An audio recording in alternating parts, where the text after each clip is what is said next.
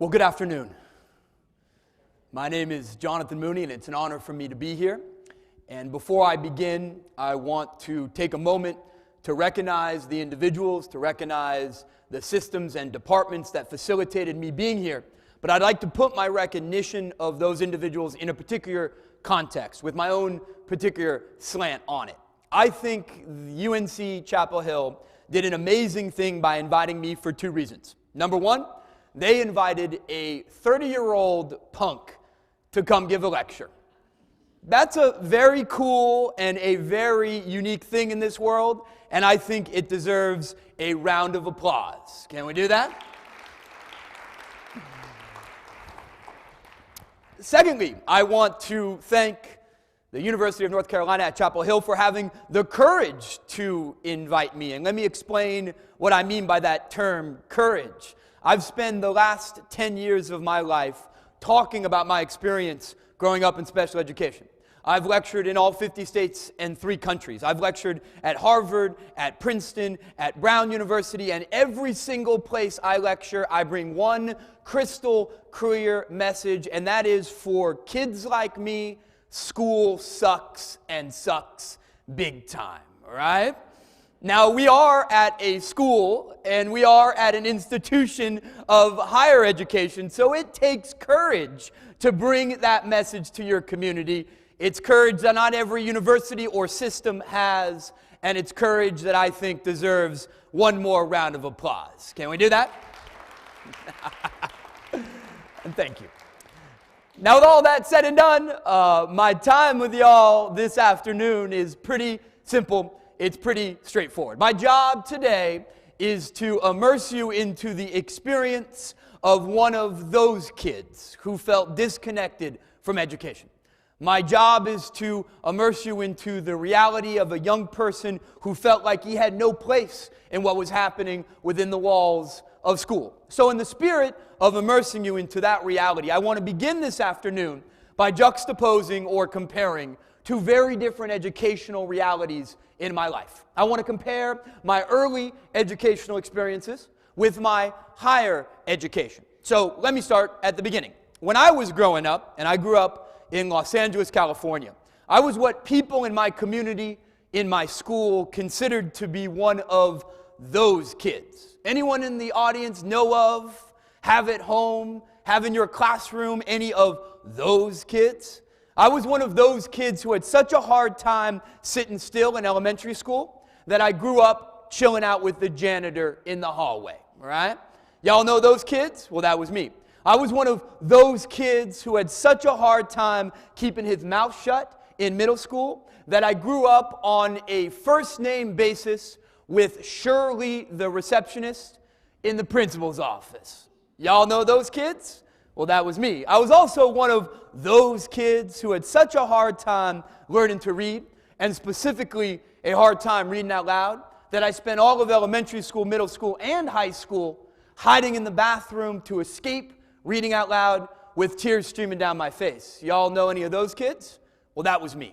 I didn't learn to read until I was 12 years old. I was labeled learning disabled in 4th grade. I was labeled ADHD, which stands for Attention Deficit Hyperactivity Disorder, in 5th grade. And I dropped out of school for a year in 6th grade. That year, 6th grade, 12 years old, I had a plan for suicide. When I re-enrolled in school at the age of 14, my first day of freshman year, a guidance counselor pulled me aside, called me into his office. He looked at me and he said, "Jonathan, do you know what happens to people like you? People like you, Jonathan, end up flipping burgers for a living. That's what happens to people like you."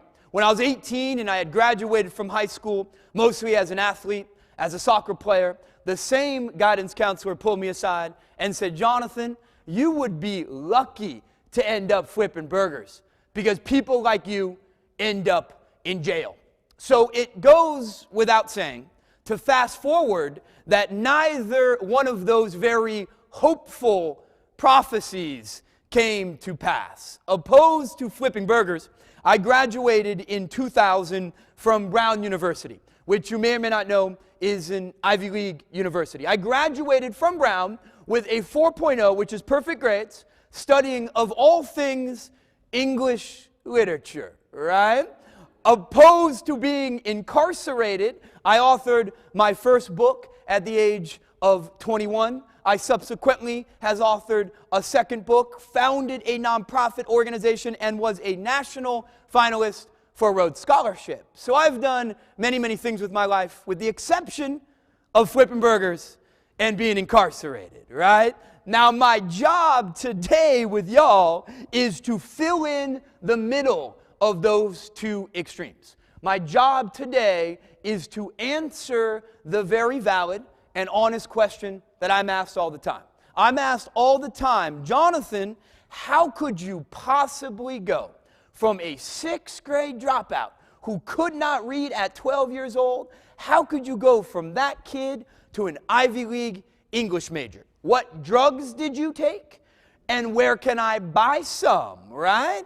I know it's what's on your mind, so my job today is to answer that question. My job today is to explore the things that I did differently in my education to facilitate that change. My job is to talk about the things gifted teachers did differently in my life. And my job is to talk about what my mom and dad did differently at home. So in the spirit of trying to answer that question, what changed in Jonathan Mooney's life, I'm going to talk about 3 big ideas this afternoon.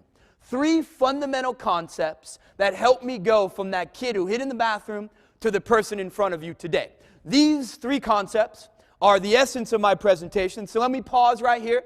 Let me give you an overview of them. Then we'll dive on in and we'll explore them further. First and foremost, principle number 1, I had to unlearn what I call the socialization of cognitive difference. Now that's a very fancy way to say a very simple thing. By the time I was 12 years old, I believed 3 things about myself. I believed to my core that I was stupid, crazy, and lazy. That's how I was taught to see myself. And my journey of change began when I unlearned that self-concept or that self-image. So what I want to do is I want to talk a little bit about stupid, crazy, lazy in my life, where it came from, and how I got out of it. That's step 1. Step 2, even more concrete. Things changed in the classroom for me when educators were committed to what I call a pedagogy of empowerment, not remediation. Again, fancy way to say a pretty simple thing. We spend so much time talking about what's wrong with kids like me. Guess what we lose sight of? What's right? No one ever told me that I had strengths, gifts, and talents as a human being with a learning difference. And when that message was brought to me, it changed my education. 2 people did that for me. My mom, who I'll tell you about, and a beautiful teacher named Mr. R, who changed my life. Last but not least, the last step in this journey came when I reframed learning disabilities away from things that were a problem, right? Things that were sicknesses or diseases that I should be ashamed of. I reframed them not as those things, but as an embodiment of human diversity. And as an embodiment of human diversity, something that actually adds value in this world, something that is meaningful and important. But I have a fancy, very academic term for principle number 3. Y'all ready for it? Principle number 3 is formally known as normal people suck, okay? Because y'all know it's true. This myth that there is a normal way we should live our life is a fallacy, and it's a tyrannical idea that causes a lot of pain in people's lives. And I want us to think outside of that box of normal. So, those 3 big ideas, right? Understand stupid, crazy, lazy, unlearn it. Cultivate a mentality of what's right, not just what's wrong. And see these things as valuable human differences that I should celebrate. Those 3 ideas changed my education. So with that said, let's go on this journey. Let's explore those ideas in a little bit more depth. And let's start by understanding where stupid, crazy, and lazy comes from, but more importantly, how I got out of that sense of self. Now, it's very important that I'm clear right off the bat about why I begin there, because frankly, I think it is the essence of change. I don't think building skill sets is the essence of change. I don't think getting fancy technology to fix reading is the essence of change. I think change starts with self-concept, right? No young person who believes that they're stupid, crazy, and lazy will ever find success in their life. Doesn't matter whether there's a computer in every classroom. Doesn't matter whether every single teacher is rocking phonics instruction. Nuh-uh. If a kid feels stupid, crazy, and lazy, all of those interventions are useless. And that was true in my life. Y'all should know clearly that my journey to Brown University was not facilitated by me building skill. I studied English literature at Brown University, right? Graduated with a 4.0, and I read in the 12th percentile. Y'all know what that means? That means that my reading rate today, I'm 30 years old, is the equivalent of somebody in 7th grade. I've authored 2 books. I spell at a 3rd grade level. Y'all looking at somebody who spells like a 3rd grader. I founded a nonprofit organization that has 30 chapters, 25 states, and I have the attention span of a gnat, okay? I'm LD, I'm ADHD. I did not fix myself. I did not necessarily fix my skills. What changed in my life is I unlearned a devastating self-concept.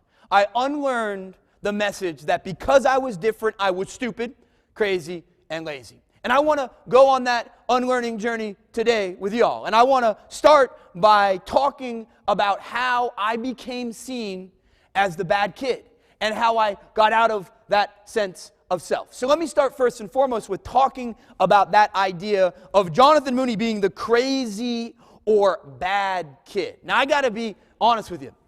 The message or the belief that Jonathan Mooney was a bad kid, it started early. It started first day of 1st grade. Never forget, I'd been in school for 7 hours, right? One day.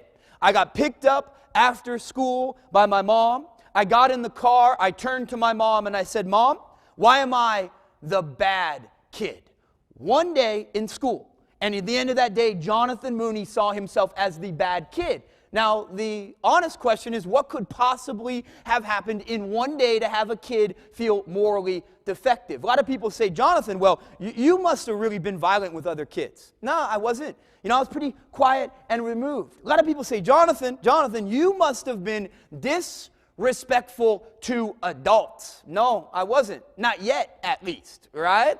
What happened on that first day of 1st grade that taught me I was a bad kid was I met, of all things, that school desk. How in God's name could a school desk teach a 7-year-old that they are morally defective? How could that happen? Well, guess what? In our schools and in our culture, the message we all get, whether you're LD, ADHD, or not, the message we all get is that good kids do what at that school desk? Have compassion for other children? Nope. Are kind to other children? Nuh-uh. In our culture, good kids sit still. Hang out with that for a second. Reflect on the values that communicates to the next generation of American citizens. That is sick, is it not? We confuse good moral behavior with compliance. Not compassion, not kindness, but compliance. And that's a dangerous idea. It's a dangerous idea to your children, to your grandchildren, to your nieces and nephews. It's a dangerous idea for your community and our country, but it is a devastating idea for Jonathan Mooney. I'll tell you, the idea that good kids sit still does not go down for me, right? Let me put it this way. This is my experience at a desk and a chair. It's my experience in 1st grade, 8th grade, 12th grade, Brown University. It's my experience tonight back in Los Angeles having dinner with my wife, right? I see that chair, I see that desk, and my hands start to sweat, right? My face gets all red. My throat starts to choke up because I know after 5 seconds at that desk, 5 seconds, what's going to start moving? I'm trying to be a good kid. I'm trying to pay attention. And 5 seconds into class, the foot starts bouncing, right? What about 10 seconds into class? Both feet start bouncing. What about 15 seconds into class? Oh, I'm going to bust out the drums, right? What about 10 minutes? Oh, after 10 minutes, it's all over. I'm the kid trying to take my leg and put it behind my neck, all right? And that young person is shamed. Let's be frank about that. Good kids sit still. Good kids are compliant kids. My father believed that. You know, I grew up in a pretty traditional Irish Catholic household, and at the dinner table, good kids sat still. So my father was all about, John, what's wrong with you? What's wrong with you? Stop it, stop it, stop it. And the same dynamic occurred in many of my classrooms. Not all, but many. I'll never forget, I had a teacher in 2nd grade named Mrs. C. I've had many, many gifted teachers in my life. Mrs. C was not one of them, okay? My foot would be bouncing. I'd be drumming. She would stop class. She would point at me. All the kids would look at me, and she would say, Jonathan, what's your problem? Do you see right there? In our language, we've given a young person the mentality that they have a problem, that something's wrong with them. And what did they do? Were they violent? No. Were they disrespectful? No. All they did was move. And we have to stop that cycle right here. And I want everyone in the audience to hear this. Whether you're a parent, you should give this message to your children. Whether you're a young person like me, you should see yourself through this lens. Research shows, and this is research coming from John Rady, who is a psychiatrist at Harvard University. Research shows that a lot of young people move because movement accesses a physical motor memory that facilitates focusing. In plain English, if I don't move, guess what turns off? My brain turns off. Movement is the opposite of a problem. In fact, movement is one of the ways human beings learn. That's a radically different way to see yourself, right? It's a different way for you to see your students. It's a different way for your children to see themselves. To hear from you that I shouldn't be ashamed of this, that this actually is a learning strategy, is a revelation. It's the first way that we help young people get out of that entrenched sense of self as bad. But unfortunately, to continue with my story of being the bad kid, that wasn't said to me. No, that wasn't said to me until college, to be frank. What was said to me in the classroom was, Jonathan, stop it, right? Stop moving, stop bouncing, stop it, stop it, stop it. So I hear that enough. Eventually, I stop moving, my brain turns off, and I spend the rest of the day doing what? Let me put it this way. I spent most of 3rd grade watching the squirrels build a nest, right? And in that moment, I became bad for reason number 2. Good kids sit still, are compliant, but good kids also pay attention, right? We moralize paying attention. And the problem with moralizing paying attention is we often don't really understand what constitutes paying attention. We have a very narrow definition of what paying attention means. What we're all told, whether we're professionals in a meeting or whether we're students in a classroom, what we're all told is that eye contact equals paying attention, right? That's what we're all told. But each and every one of you in this room, y'all know that is a bold-faced lie, don't you? Come on, let's be honest. How many times have you been in a classroom staring right at your teacher? Or have you been in a meeting staring right at your boss? Or have you been having dinner with your husband, wife, and partner, looking right at them and not hearing a damn thing being said? You know that's true. Each and every one of you, I'm going to get off the plane tonight and I'm going to do it at dinner, I'll tell you, okay?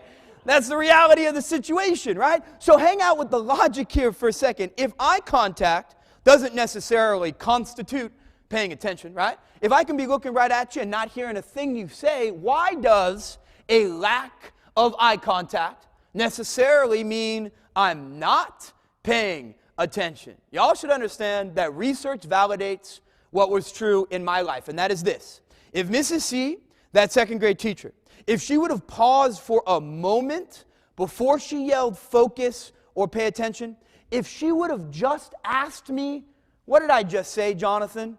I would have given her every word verbatim. Plus, what Bobby and Janie were doing right here, right? Plus the stain on the carpet over there, plus the ugly yellow dress over there, plus the 5 things those kids said 5 minutes ago. Y'all should understand that there is a massive paradigm shift occurring in the way we conceptualize ADD. ADD is not a deficit of attention.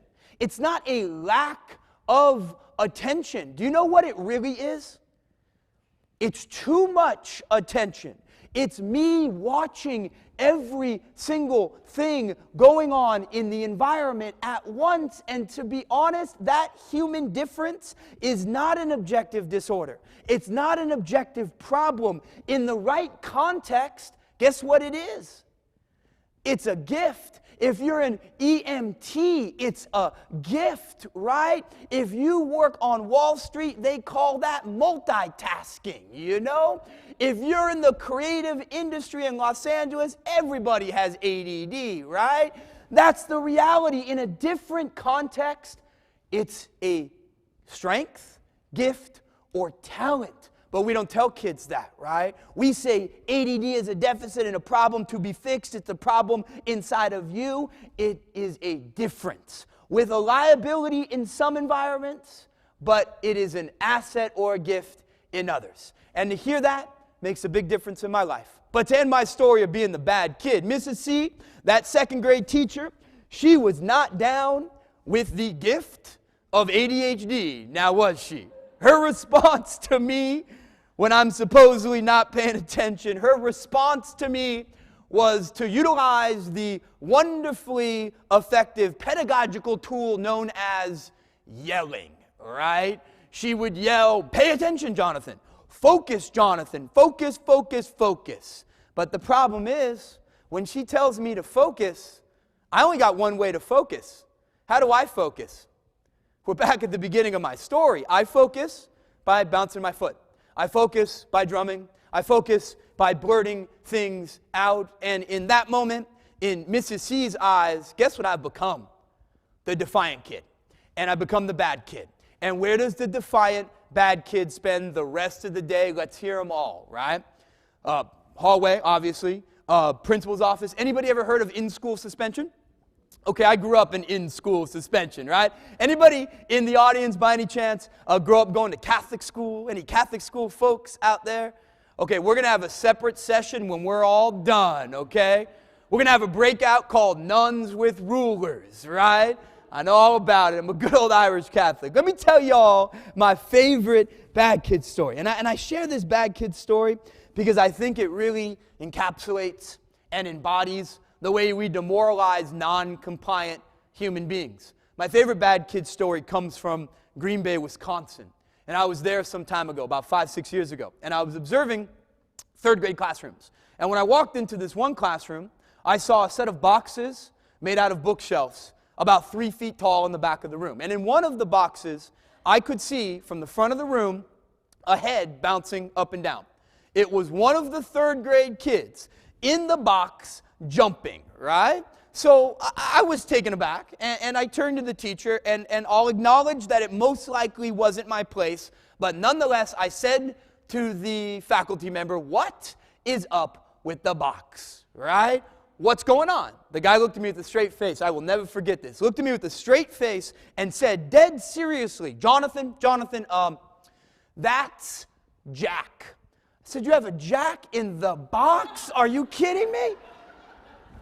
Poor little Jack in the back of the room in a box, right? Now, I don't got to belabor the point, you know, whether it's the hallway, whether it's a box in the back of the room, whether it's a kid being taped to his desk, which I've heard, whether it's the principal's office. The message you get if you're non-compliant is stop being yourself or get out. That's the message you get. And that message is demoralizing. That message leads to a self-concept that you are bad and defective, and it's a self-concept that we all have to challenge. And again, we can challenge it by reframing movement.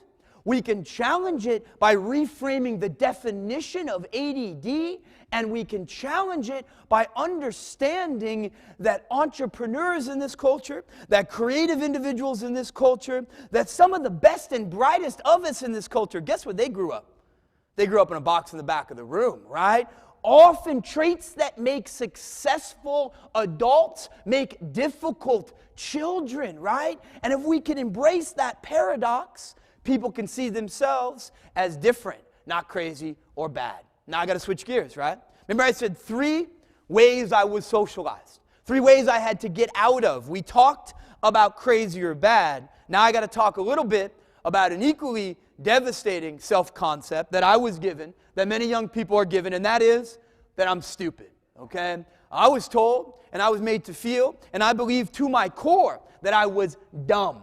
And when that got stuck in my mind, it led to a sense of hopelessness. It led to a sense of having no positive future in front of me. And I'll tell you, that word stupid ruins lives. Y'all know it, don't you? I spent a lot of time in youth prisons, right?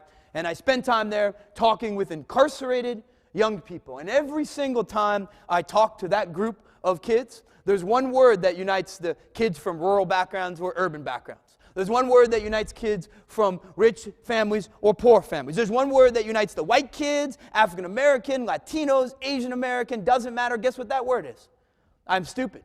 Every single one of them. At some point in their life, they were given the message that their minds don't work, that their minds are broken. And it's led to a sense of hopelessness. Now, each and every one of you out there engaged in the research community, you know or should know that all the research about the human mind is telling us that there's no one manifestation of intelligence, right? You live in a community in which one of the pioneers of that idea is based here at this university. All Kinds of Minds Institute has been expanding the definition of what it means to be smart. Howard Gardner at Harvard has told us there's no one manifestation of intelligence. Robert Sternberg at Yale has told us that IQ is irrelevant.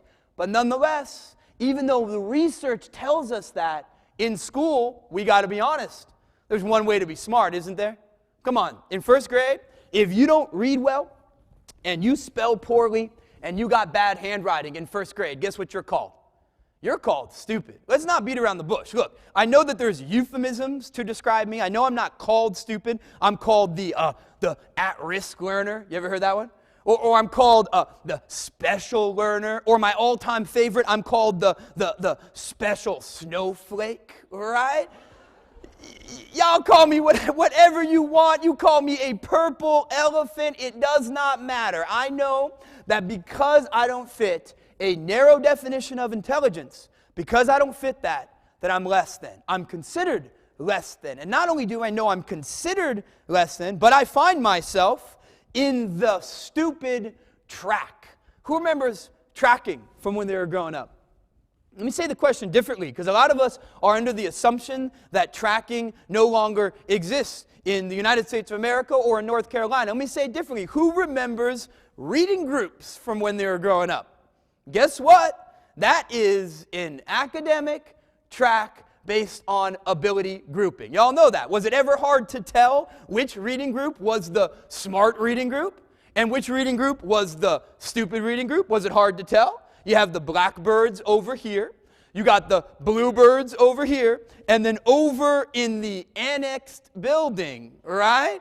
You got the sparrows. You know? Come on, not hard to tell. Let me put it this way. When I was growing up, everybody knew that Jonathan Mooney's reading group was the stupid reading group because my group was a bird that did not fly, okay? It was an ostrich, and it ran quickly, right?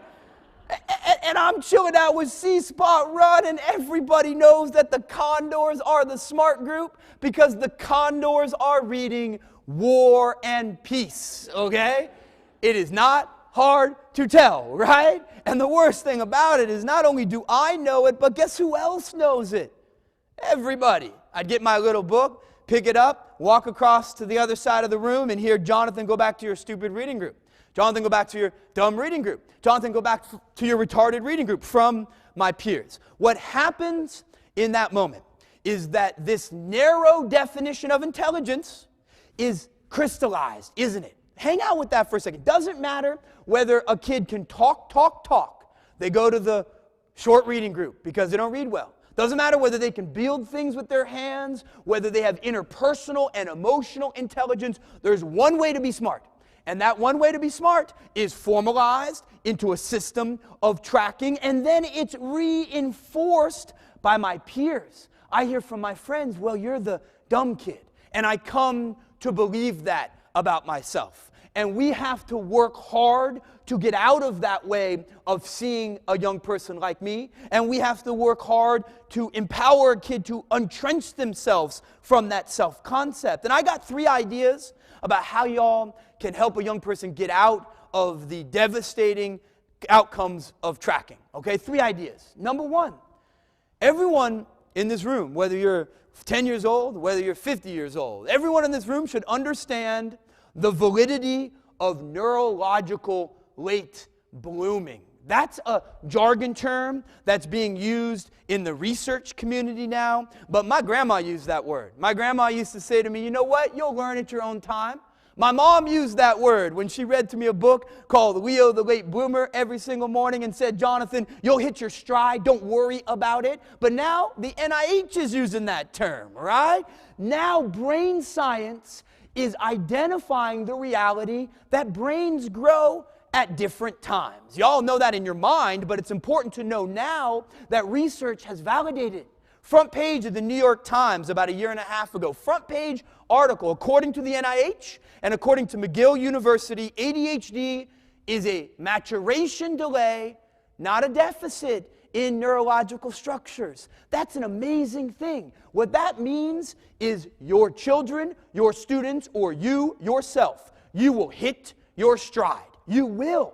Your brain will develop at its own time. You know, there's a lot of research about Nobel laureates who were posthumously diagnosed dyslexic and ADHD. And you all know what you see in those people's lives? You say that these young people, they drifted. They got into their early 20s, and then guess what? They did a lifetime's worth of work because they were late bloomers. And that's an important message. It's a message we should understand for ourselves. It's a message we should give to children and we should give to people's families. But it's a challenging message. You know, we live in a culture nowadays that's always trying to compare apples and oranges as if they were all apples, right? That's our test-based, standardized culture, and it's hard to resist. Look, I know it's hard to resist.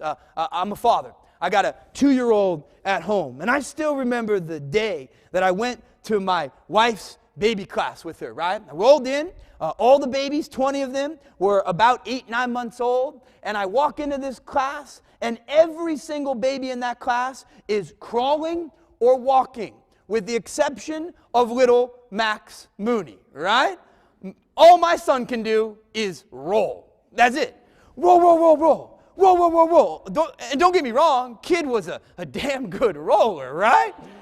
But I was filled with fear, right? Oh no, he's not like everyone else. And I turned to my wife and I said, honey, if he rolls to high school, they will put him on that short bus, okay?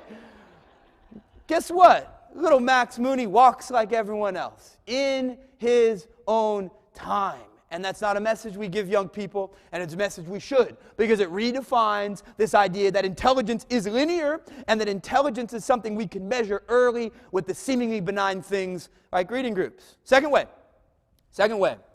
and this is much more, I think, for professionals and parents, but I think some people in this audience could be this themselves. We have to find a way to give young people an image of a positive future, right?